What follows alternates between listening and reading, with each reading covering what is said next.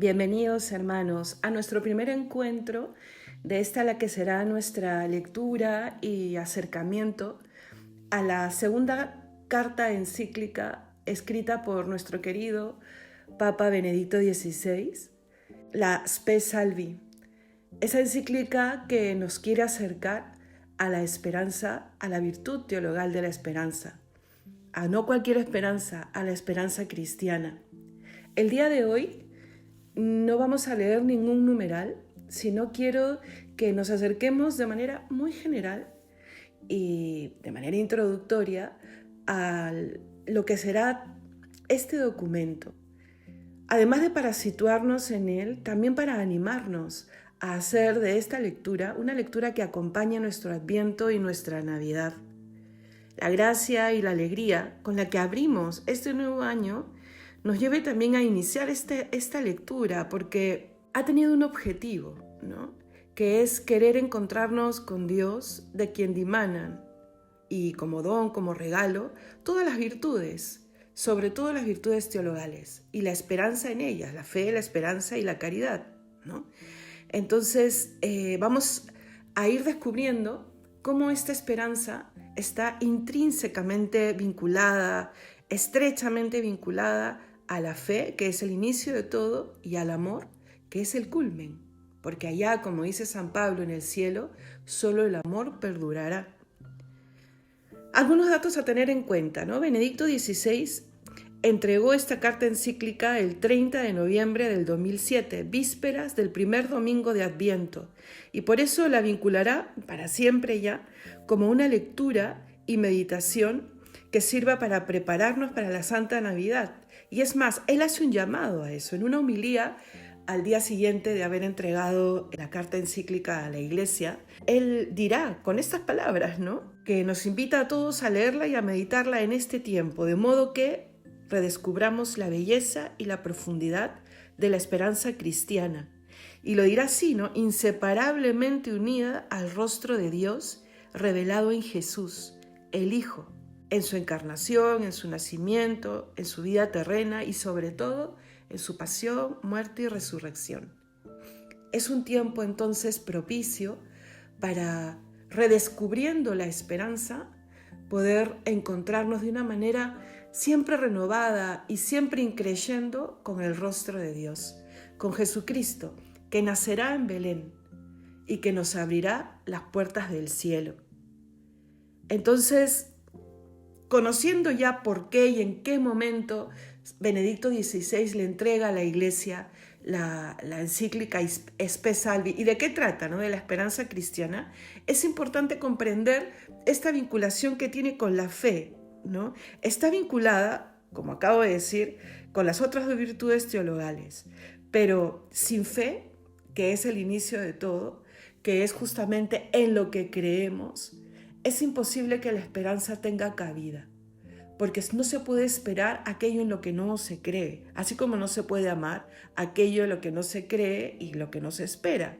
Por eso, cuando hablamos de redescubrir la fe, hablamos finalmente de redescubrir la esperanza, hablamos finalmente de redescubrir la fe, de crecer en nuestro conocimiento de Dios, en nuestro sí a Dios, porque la esperanza, que es cierta, fiable, porque está firmemente anclada en Cristo, nos lleva al encuentro con nuestro Salvador.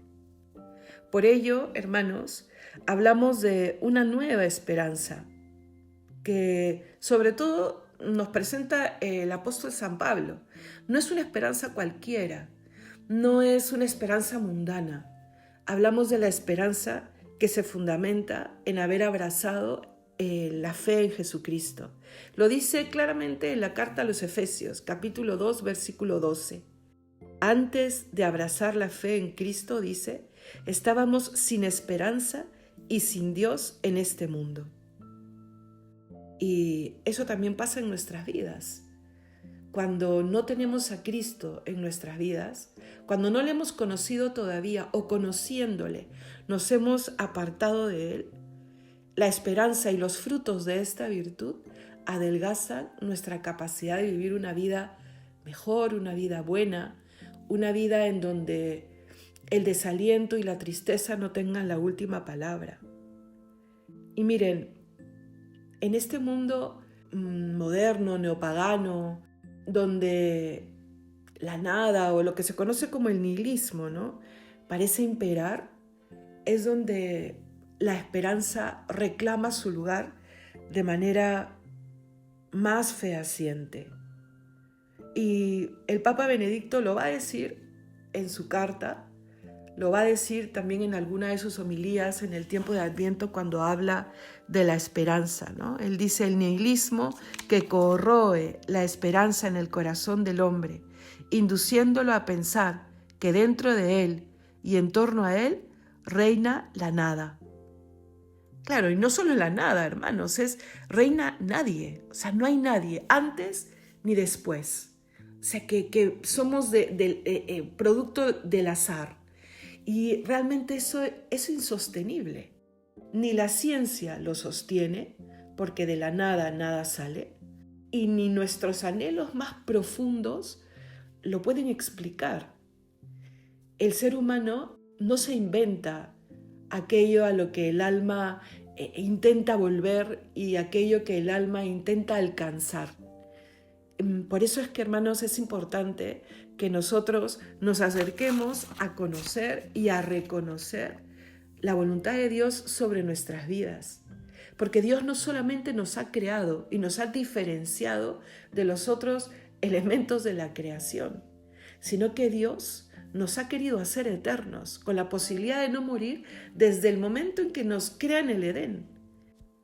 Y cuando, muertos por el pecado, nos viene a salvar de las consecuencias del pecado, no solamente nos devuelve esa posibilidad de no morir, sino que nos abre a la eternidad, en donde como hijos reinaremos con Él en el reino de los cielos. Por eso es que Cristo, en los 3 años de su vida pública, predicará y predicará una y otra vez anunciando la llegada del reino de los cielos. Allí donde antes solo moraban la Trinidad y los ángeles que le adoran en su presencia, ahí el ser humano, nosotros, cada uno de nosotros, tiene un lugar y tiene un puesto. Y parece algo incomprensible. Se dice rápido, se dice fácil, pero parar a pensar que el ser humano, un ser como lo que somos, ¿no?, materia, espíritu, temporales, materiales, tendremos un lugar ahí donde mora el Dios omnipotente, omnisciente, el eterno. Eso solo es posible porque el Señor nos ama, porque Dios es amor. Entonces, hoy más que nunca, el mundo necesita recuperar esa esperanza. Esta virtud es la virtud del hoy, del darle sentido a la vida del ser humano, de darle sentido a que cada uno de nosotros luchemos por una vida mejor aquí, pero sobre todo por un futuro mejor y eterno. Cuando cada uno mira su vida, hasta la persona más ruin, por llamarla de alguna manera, ¿no?, descubrimos que el amor es lo más propio del hombre, lo que más nos diferencia de las demás criaturas. Y el amor de verdad, reclama la eternidad para el amado. Leía el otro día la historia de la conversión de un ateo que había vivido la tragedia de una enfermedad degenerativa de uno de sus hijos pequeños. ¿Y por qué se convierte? Cuando a veces esas tragedias finalmente nos hacen dudar o de la existencia o del amor de Dios. Porque Él dice: lo que yo estoy viviendo en la enfermedad de mi niño es un verdadero infierno. Y si existe el infierno, definitivamente tiene que existir el cielo, que es la respuesta más propia para la vida de mi hijo y para la muerte de mi hijo. Y como les digo, a esas conclusiones solo puede llegar el hombre, porque esa verdad está en su corazón. No es que el hombre se invente la fe para encontrar respuestas. No, el hombre encuentra respuestas porque existe la fe, porque se encuentra con la fe. Entonces, si el amor es lo más propio del hombre y el amor reclama la eternidad para el amado, el hombre, al no poder darle esta eternidad al amado, se queda frustrado en el amar. Pero hay alguien que nos ama por sobre todo y que sí tiene esa capacidad de darnos la eternidad. Y ahí podemos entender la justificación de por qué Dios nos ha hecho eternos. Y más aún, por qué Dios, luego de redimirnos, ha querido que nuestra eternidad sea al lado suyo. Porque Dios es amor. No solo nos ama, sino que Dios es amor. Y al vincularnos a su ser Dios y a su ser amor, nos da también la capacidad a cada uno de nosotros de invitar, de arrastrar de alguna manera a nuestros seres queridos a esa eternidad, con nuestro testimonio, con nuestra palabra, con nuestra respuesta al ir de hacer discípulos nuestros. Dios es el que salva, pero Él ha querido que nosotros seamos la continuación, la continuidad de su tarea, de su mensaje en el ahora. Y ahí entra la esperanza, ahí tiene cabida la esperanza. Como la hermanita pequeña, como decía un autor, la hermanita pequeña de la fe y de la caridad, pero no por eso la menos importante. Las tres son necesarias para nuestro camino de santidad, para nuestro encuentro con Dios. Démosle gracias, entonces, hermanos, en este primer día de Adviento, de diciembre, todavía no estamos en el Adviento, pero en este primer día de diciembre, a Dios por habernos ganado una eternidad con Él. No le ha bastado el devolvernos la gracia perdida. Feliz culpa, como dice la liturgia del Tríodo Pascual. Feliz culpa que nos ha ganado tan grande medicina, que finalmente es Él. Pero ¿de qué esperanza hablamos cuando hablamos de la esperanza cristiana? No es algo, hermanos, así que está en el aire, ¿no? Y que suena bonito y que está en el mundo de los sueños. La esperanza es algo concreto. La esperanza es algo que salva. La esperanza es un lugar. La esperanza es la vida eterna. Mira, está puesta como un cañón de luz que apunta hacia esa vida eterna de la que hemos estado hablando, que anhelamos, que es consecuencia del amor que Dios nos tiene, que Cristo ha querido ser la llave y la puerta, el camino y finalmente el que nos lleva y nos pone frente al rostro del Padre. Y todo empieza con la encarnación. Todo.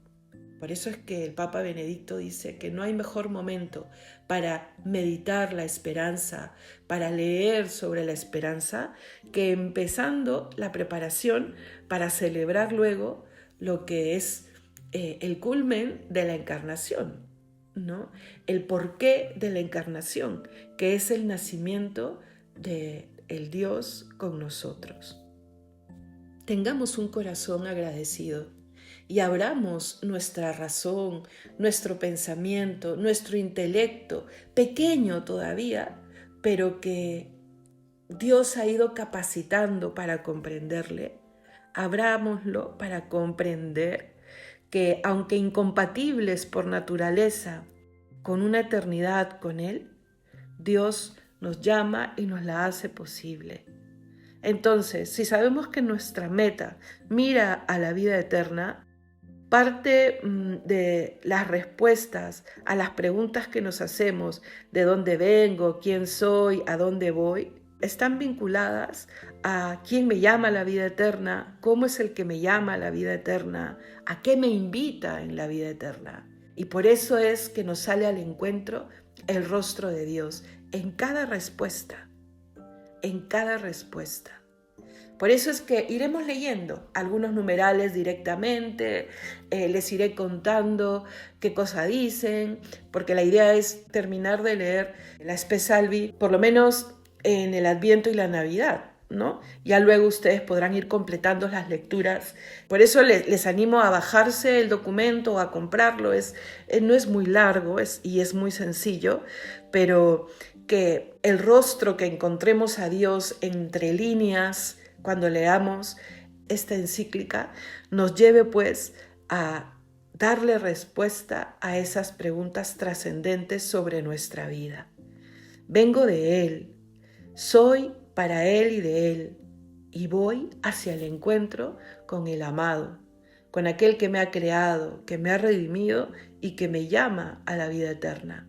Que podamos ir descubriendo qué cosa es la vida eterna, porque es el tema principal, junto con la esperanza, es el tema principal de la encíclica, porque hasta ahorita en lo que les he dicho, ojalá que nos esté quedando claro, por eso siempre le pido a Dios dejarme entender, porque sé que me enredo finalmente, que podamos ir comprendiendo que la esperanza nos vincula directamente con el don de la vida eterna, que el Salvador nos ha ganado por amor al hombre y por amor al Padre. Esperanza, entonces. Y si falla la esperanza, falla Dios. Y si falla Dios en nuestras vidas, falla la esperanza. Dios no puede fallar. Entonces, ¿qué falla en esa relación? Yo, que me cierro, que no me abro al Dios que me sale al encuentro, que no me abro a Dios que quiere infundir la fe, la esperanza y el amor en mí. Entonces, hermanos, vamos a redescubrir esta esperanza, a suplicar que se haga sólida, que me haga fuerte, que me haga alegre, que me atraiga la luz al camino, recordándome que todo pasa y que llegará el tiempo de Dios. Porque, hermanos, sin esperanza todo pierde sentido. El para qué vivimos, el hacia dónde voy, el qué sentido tiene que me levante de las caídas. Las cosas tienen sentido por la fe, por la esperanza y porque alguien me ama. La esperanza entonces se torna como un puente entre el aquí y el más allá, lo que llamamos el más allá, ¿no? Que finalmente es la realidad de Dios. Y la respuesta de Dios a nuestra esperanza, ¿qué es? ¿Quién es? Cristo. Señor, anhelo algo que no llego a comprender totalmente. Señor, tengo sed de algo que parece no encontrar respuesta. Señor, ¿por qué cuando alcanzo una meta que me he propuesto, inmediatamente algo me llama a más? ¿Por qué?